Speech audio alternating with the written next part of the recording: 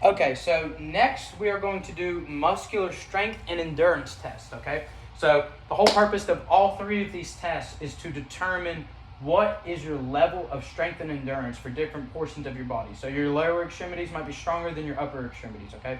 So we're just going to find out where you set at on a scale. We've done all of our assessments. You're safe and cleared to go ahead and do this assessment. So the first one that we're going to do is your upper body strength, okay? So this is going to incorporate your lats, your chest, your arms, and then the overall stability of your upper body, okay? And we're going to do this by performing push-ups, okay? So we want you to be on your knees for this one, okay? So you're going to get on your knees, have your feet up, okay? You want to go to full extension of your arms when you come up, okay? And I'm going to have my fist right here, okay? And I want you to touch that fist with your head, okay? So this is not timed. You do as many push-ups as you can. Don't worry too much about form. Just as long as you go into that full extension, I will count them, okay? All right, so go ahead and get ready. And when you get ready, I'll put my fist down where your head's going to be.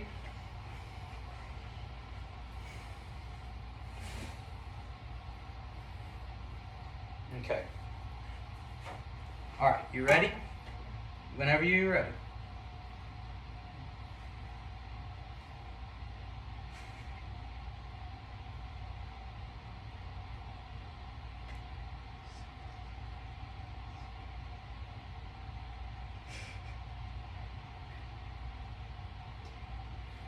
Ten. Okay. Is that as many as you can do? Okay. All right. So we're not going too crazy. We're not going too crazy on form right now because that's what you're here. Your personal training. We're going to work on your form and everything in between. Okay. So you perform 10 push-ups. Okay. So for your age, you were 21 and you're a female, correct? Okay. So for your age and gender, you are at fair. Okay. So we're definitely going to need to work on your upper body strength, okay? So, I mean, that's why you're here. We're going to personal train. We're going to work on form and everything like that. Where we just want to keep track of where your strength was at the beginning and see how it's progressing throughout. Okay. So the next one is your core. So you got your abs, your obliques, and stuff like that. We're going to see their muscular strength and endurance as well. So this is called the curl up test, okay? So what you're going to do is you're going to lay on your back with your knees bent and your arms crossed at the chest. You're going to come up. Your feet must stay in contact with the floor at all times. Okay, so no lifting up like that, no swinging with your momentum. Okay, you curl up until your shoulders come off the floor. Okay, so it's not a complete sit-up. You just want to get those shoulders off the floor. So just like that. All right, and the feet cannot come off. This test is timed for 60 seconds, okay? So try to get as many as you possibly can within 60 seconds. I'll let you know when the timer comes off, and I will explain throughout if you're messing them up, and just tell me when. Okay. And go. 2, 3, 4, 5, 6, 7, 9, 10, 11, 12, 13, 14, 15, 16, 17, 18, 19, 20, 21, 22. You can take a rest. You still have 18 seconds. 4, 5, 26, 27, 28. You can keep going. You got 2 seconds. 29 and stop. Okay, so you got 29. Those last couple were a little bit iffy. Your shoulders didn't come off the ground too much. So I'm just going to go ahead and take 3 off, if that's okay. So it's going to be 26. Okay, those last 3 were not as good as the beginning. So again, 21 for females is poor, okay?